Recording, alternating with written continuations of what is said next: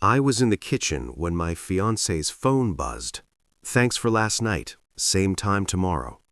She saw me read it. I just nodded and canceled every wedding payment. I was in the kitchen at 6:40 a.m., standing over the kettle and thinking about chair counts when her phone lit up next to the fruit bowl. The screen showed a preview long enough to erase the rest of the morning. "Thanks for last night. Same time tomorrow." She stepped into the doorway while I was still looking at it. My hand didn't move. Her eyes went to the phone, then to me. I didn't demand an explanation. I lifted my chin once and set the kettle down like nothing in the room had changed. That was the last normal second of our engagement. Silence is not empty. It gives you space to sort pieces quickly.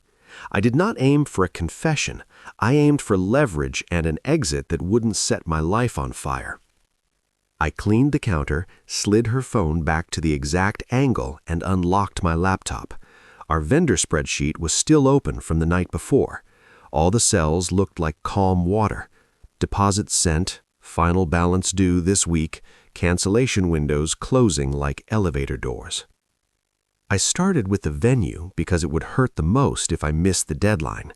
The contract had a clause that buried a lifeline in legal gravel. Cancellations within 10 business days forfeit half unless there is a vendor failure, force majeure, or a mutually agreed reschedule. I called and spoke like a grown who had just learned about a family emergency. I used dates, not feelings. I used clear sentences and no pauses. By the end of the call, we had a rescheduled note on file and the final charge frozen. A manager confirmed an email was on its way. The first wall fell without a sound. The florist came next. I referenced a sudden supply issue and requested a pause. The owner was sympathetic in that brisk, transactional way small businesses learn to be. She offered to hold the order if I could confirm by Friday. I thanked her, gave an alternate number, and removed the card from autopay while we were still on the line. The baker added a test of character I didn't expect. She asked if everything was okay with us. I said the schedule was moving. It wasn't a lie. When she went to shower, I opened our joint calendar and the wedding portal where all the vendor access lived. I changed my email to the primary contact and set her permissions to view only. No alarms rang. No angry pop-ups warned me about sabotage. The portal just accepted the change and put me alone at the wheel of an expensive plan. Refunds need somewhere to land. I moved cash from the wedding savings into an account in my name that had existed for years but never had a nickname. I set up incoming transfer alerts that would ping me instantly. I requested check refunds wherever possible. Money you can hold is money nobody can claw back when they decide to be heroic after the truth shows up. It only took a minute to forward a screenshot of the text to a private email and stash a copy on a thumb drive. Not for revenge porn or group chat spectacle. I wanted context protected from sudden phone resets and performative tears. One image, one timestamp, one clean thread that could be attached to other evidence without turning the whole thing into a circus. The efficient was easy. A professional calendar doesn't argue. I pushed the date out 6 months and flagged it as tentative. The string quartet was polite but firm. Cancellations inside 2 weeks required a partial fee. I accepted it and logged the loss without emotion. The florist surprised me. He offered to apply our deposit to a future event. Any event, no questions asked. I took the credit, asked for a written note, and placed it in a folder labeled Changes, then mirrored that folder to Cloud and Drive. I avoided second-guessing. Speed mattered more than clean edges. When she came out in a towel, I poured her coffee and slid it to her side of the table. Her eyes searched my face for something sharp. I gave her nothing. She sipped once, stared at the steam, and faked a yawn that didn't land. She left the cup half full and went to get dressed. The moment she closed the bedroom door, I canceled the honeymoon flights. The itinerary had a generous grace period. The refund confirmation hit my inbox in under a minute. I printed it like a receipt for sanity and placed it under the changes folder, which was getting heavier by the hour. I took a personal day without telling her. I said I had errands in town and left early. Errands, as it turned out, included a visit to the bank to freeze the wedding debit card, a call to the rental company to halt the tux order, and a brisk walk to the registry showroom to stop deliveries before they started. Every vendor rep had the same rhythm: name, date, contract number, a beat of surprise, then a path either to reschedule or refund. I used it all like a map, moving from one point to the next without letting the morning's text pull me into theatrical questions. I needed context about the sender that didn't require private investigators or illegal spyware. Patterns tell their own story if you ask the right questions. I opened our rideshare history and looked for the repetition nobody expects you to check. Same pickup points, same drop-off, same time bands on weeknights that had been labeled late meetings. I exported the log into a clean sheet and highlighted clusters. 3 weeks of Tuesday and Thursday evenings lined up in a grid as neat as a diagram. The hotels were not boutique or cute. They were the kind you choose for convenience and anonymity. I pulled cell bills that had not yet been buried under autopay. Numbers repeat too. There it was, a contact that never appeared in her visible chats but rang in consistent windows. I saved the number, didn't call it, and ran it through a reverse lookup service that only tells you basics. The result returned a carrier in an area city not far from her office corridor. I noted it, then stopped. If I chased that detail without structure, I would get lost in a maze and come out angrier with nothing to show. At noon, I sat in a coffee shop and reviewed the wedding budget like a forensic accountant. I colored each line according to its current status: paused, refunded, converted to credit, or sunk. I wrote a single sentence next to each vendor about why the decision had been made. If anyone asked later, I could recount the morning without drifting into emotion. The sheet looked clinical by design. It made me feel like the adult in the room while my personal life tripped over itself behind a closed door. The first unexpected break didn't arrive from software. It came from a person who didn't know the role they were playing. The venue coordinator replied to my reschedule request and copied the catering manager. The manager replied all to confirm menus could be held and accidentally left in a line about the bride's tasting appointment scheduled for the next afternoon. The calendar invite attached to that email had a private note. It included an extra tasting guest marked only as +1, with a comment about finalizing their selections. No names, no drama, just grammar doing me a favor. I confirmed the reschedule in that thread with polite efficiency and attached a new suggested date. Then I called the manager directly and asked an innocuous question about the tasting policy. Could +1s make final decisions if one partner was absent? The answer was yes, as long as the couple had signed the initial proposal. I thanked her and hung up with a picture I didn't love but could use. If tomorrow's guest showed up beside her again, the pattern would be durable enough to act on without a confession. Back at home, I placed a blank notepad on the counter and wrote a list titled Aftermath. It wasn't for revenge, it was for the practical fallout nobody warns you about.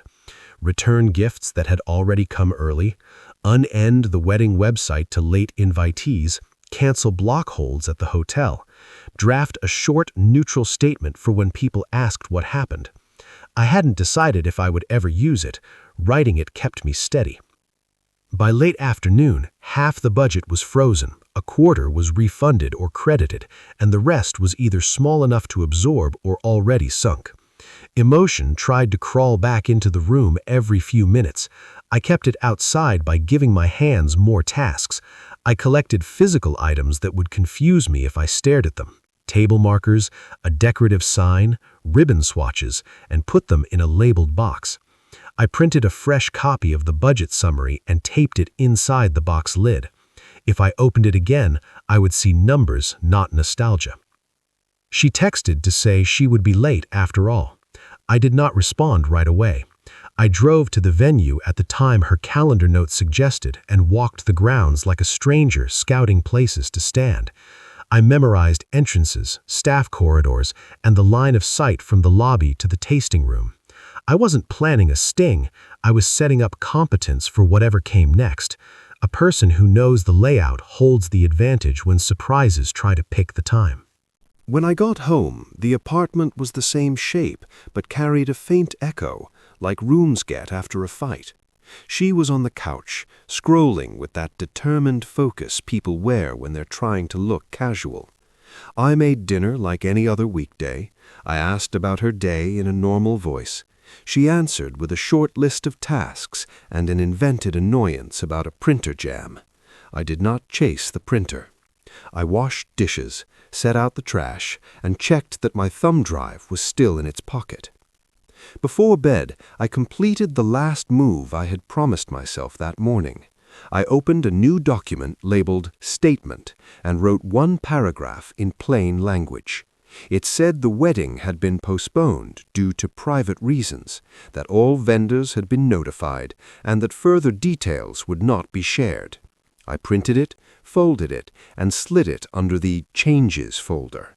Then I turned off the lamp and stared at the ceiling until the numbers I had moved around all day stopped arranging themselves into shapes. The silence between us was not a truce, it was a runway. By the time the sun came back, I had ended every payment that could still be saved, gathered the first pieces of a pattern, and marked a point on the calendar where truth would have to show up on time. The morning after the text, she left for work earlier than usual. Her goodbye was rushed, her voice light but not relaxed. I watched from the window as she walked down the street, phone already in her hand, head bent in focus. I didn't follow. I had other tools. I began with the tasting appointment the venue coordinator had accidentally revealed. It was set for noon. I arrived at the venue 30 minutes early, parking far enough away to watch without being obvious. Staff carried trays through the lobby, while sunlight glared off the glass doors. At 12 sharp, she walked in wearing a dress I'd never seen, hair styled like she was attending a function rather than meeting a caterer. A man followed close behind, tall, dark suit, no tie, carrying himself like the place was his living room. They didn't linger in the lobby. The coordinator greeted them, ushered them into the tasting room, and closed the door. I didn't need photos. I just needed the man's face locked in my memory.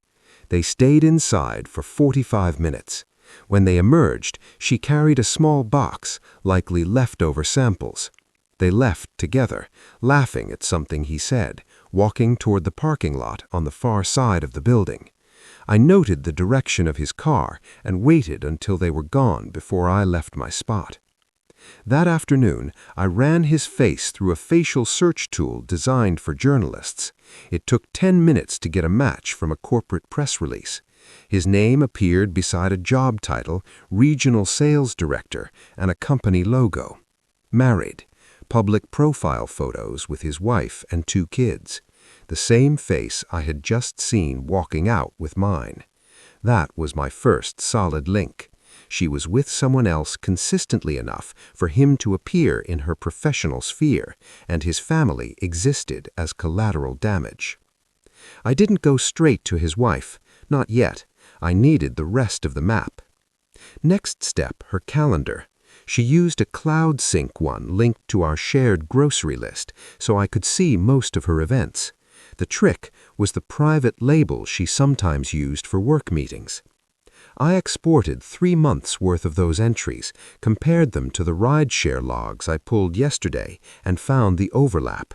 Tuesday and Thursday evenings, plus a few Friday lunch hours.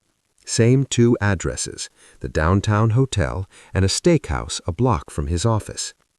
To verify without tipping her off, I called a friend who worked at a bar across the street from that steakhouse.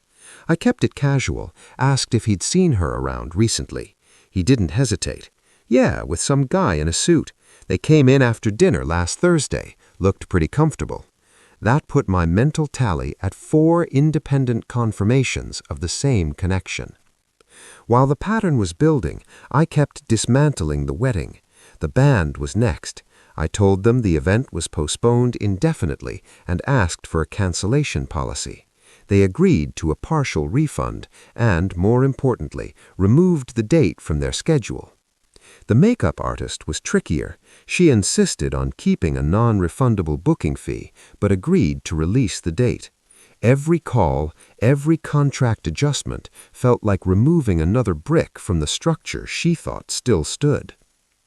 The band was next. I told them the event was postponed indefinitely and asked for a cancellation policy. They agreed to a partial refund and, more importantly, removed the date from their schedule. The makeup artist was trickier. She insisted on keeping a non-refundable booking fee, but agreed to release the date. Every call, every contract adjustment felt like removing another brick from the structure she thought still stood. That evening, she came home humming a tune, probably from the restaurant.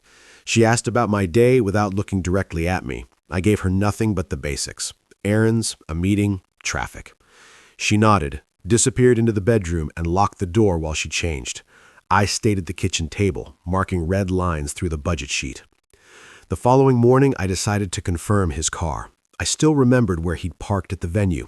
A quick search of DMV public info, not detailed records, just plate verification through a parking app, matched the name I'd found online. That small piece gave me a way to track him without needing to follow them physically.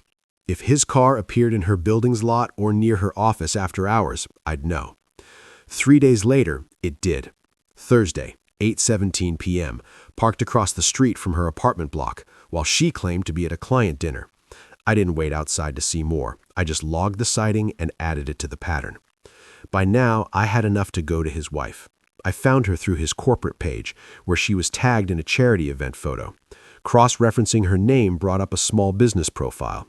I drafted a short, anonymous message with dates and locations, ending with, "This is not rumor. Decide for yourself how you want to confirm." I sent it from a burner email and closed the tab. 2 days passed with no visible ripple. She was unusually cheerful during that time, even suggested we take a walk to look at decor ideas for the reception. I agreed, mentally noting how easily she slipped between worlds. We spent an hour pretending to discuss flowers, while in my head I was cataloging her tells. The way she glanced at her phone every time it buzzed, the way her smile tightened when a text arrived mid-sentence. On Sunday evening, the ripple finally came. My burner email got a reply. It was short. "I know. Meeting with my lawyer tomorrow. Thank you." No names, no drama, but it told me the message had landed, which meant the outer layer of her secret life was about to split open. I decided the next phase wasn't confrontation, it was acceleration. I contacted the caterer, citing a change in guest count as a reason to scale down. When they asked for a new number, I gave them 0 and requested a full cancellation under our minimum guarantee clause. They hesitated, then agreed to a 75% refund. The money cleared into my private account 2 days later. At the same time, I canceled our block of hotel rooms reserved for out-of-town guests. The release was instant. Every couple who'd booked under our code got an automated email saying the block was no longer available. I knew it would filter back to her through the first friend or cousin who tried to rebook. That was the point. Small, confusing gaps in her narrative that she couldn't fill without confronting me. The first sign she felt the ground shifting came midweek. She mentioned getting a call from her cousin about the hotel. She asked if I'd changed something. I told her I was reviewing arrangements to keep costs down. She didn't push, but her expression lingered, calculating. Thursday night, she stayed late again. I didn't bother tracking her. I already had enough. Instead, I spent the evening compiling a master timeline of every verified sighting, ride, and event, cross-referenced with our shared plans. The overlap was undeniable. By Friday morning, the quiet tension I had been cultivating was ready to snap.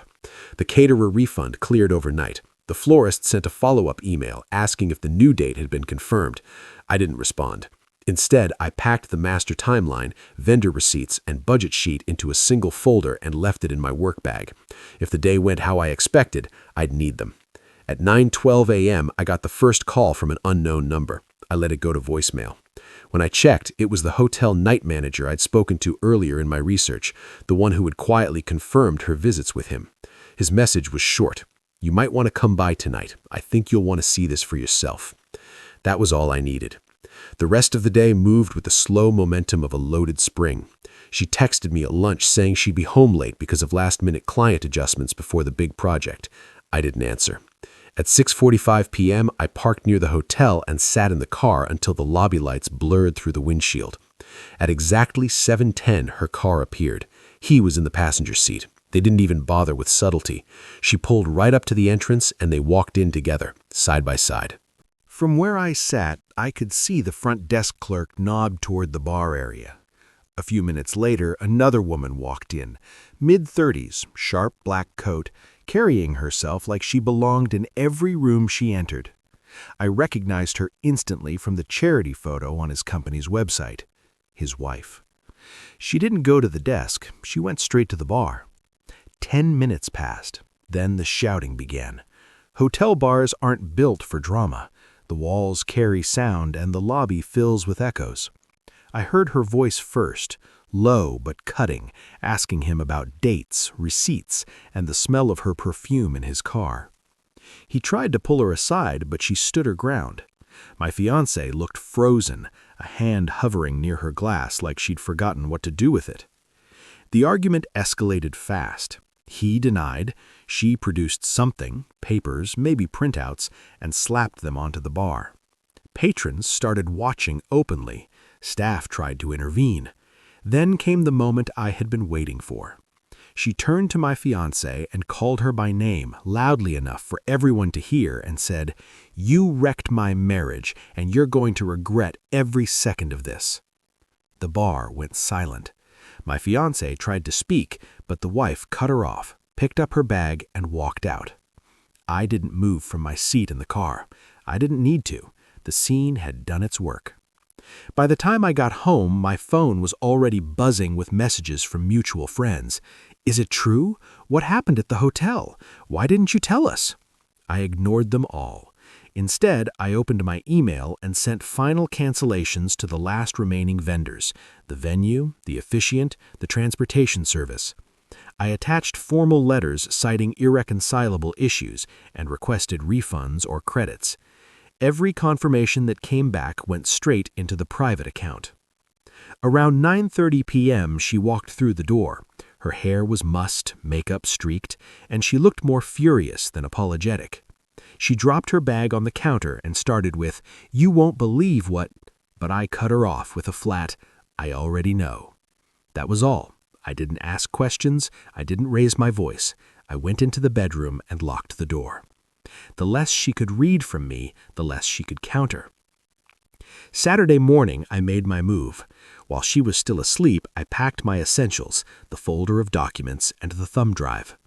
I left the rest, the apartment, the furniture, the shared bills, untouched. Before leaving, I placed an envelope on the kitchen counter. Inside was a printed statement of every wedding payment, every refund, and the current balance in my account. At the bottom, in plain text, it said, "Everything is canceled. The rest is yours to explain." I drove to a friend's spare apartment and settled in. From there, I watched the fallout. By midday, her father called. His voice was tight, controlled. He didn't ask me for proof. He said he had already heard enough from others and was withdrawing his financial support for her business venture. He called her behavior reckless and an embarrassment and told me to take care of myself. I thanked him and ended the call. By evening, the chain reaction was in full swing. The other man's wife posted a vague but pointed message online about ending a chapter with someone who didn't value trust. People connected the dots instantly. My fiancé's social media accounts went silent. Friends who had been in our wedding party removed her from group chats. Word was spreading faster than she could contain it. Late that night, I got one more email from a vendor, the photographer. He confirmed the transfer of our credit to my name only and included a note saying, "If you need this for another event down the line, just let me know, and I'm sorry." That simple sympathy from a stranger hit harder than anything she had tried to say in months. By the end, the structure of her life was bending under the weight. Her lover's marriage was cracking, her own engagement was over, her business funding had evaporated, and the wedding she thought was still on the rails no longer existed anywhere but in her imagination. What she didn't know yet was that the final move wasn't public humiliation. It was something quieter, a closing of doors she wouldn't even notice until she tried to walk through them. By Sunday morning, I had no reason to speak to her again. The apartment was no longer mine in any way that mattered. I transferred my name off the lease, rerouted my mail, and locked down every account we had shared. The wedding website was deleted. The guest list spreadsheet was gone from the shared folder. What remained was silence. Not avoidance, but the kind of void that forces a person to face their own noise. Midday, I got a call from the venue manager. She wanted to confirm I'd received the cancellation acknowledgement. I told her I had and thanked her for her discretion. She hesitated, then mentioned that my fiancé had called that morning trying to reverse the postponement, but the contract was already processed. The spot we had reserved for our date had been released. Someone else had already booked it. I could picture the moment she learned that, the dawning realization that I'd moved far ahead of her. Not long after, the florist emailed, confused. My fiancé had shown up in person asking about her bouquet order, only to be told it had been canceled and partially refunded weeks earlier. She'd apparently tried to argue, but the printed cancellation request with my signature ended the conversation. Each vendor I had spoken to over the past weeks was now an unmovable wall between her and the wedding she thought she could salvage. The first real crack appeared when her mother called me. She tried to sound neutral, asking if we could at least talk about rescheduling, but her tone carried panic. When I told her I was no longer engaged and the wedding was permanently off, she sighed like she'd been expecting it.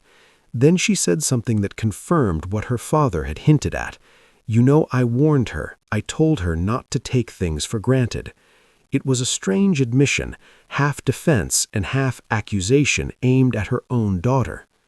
Meanwhile, the other man's wife had made her move. I didn't see the direct confrontation, but I heard about it from a mutual acquaintance. She'd filed for separation, emptied their joint account into her own, and changed the locks on their house. His job, apparently, was already on shaky ground due to unrelated complaints. This scandal was the last thing he needed.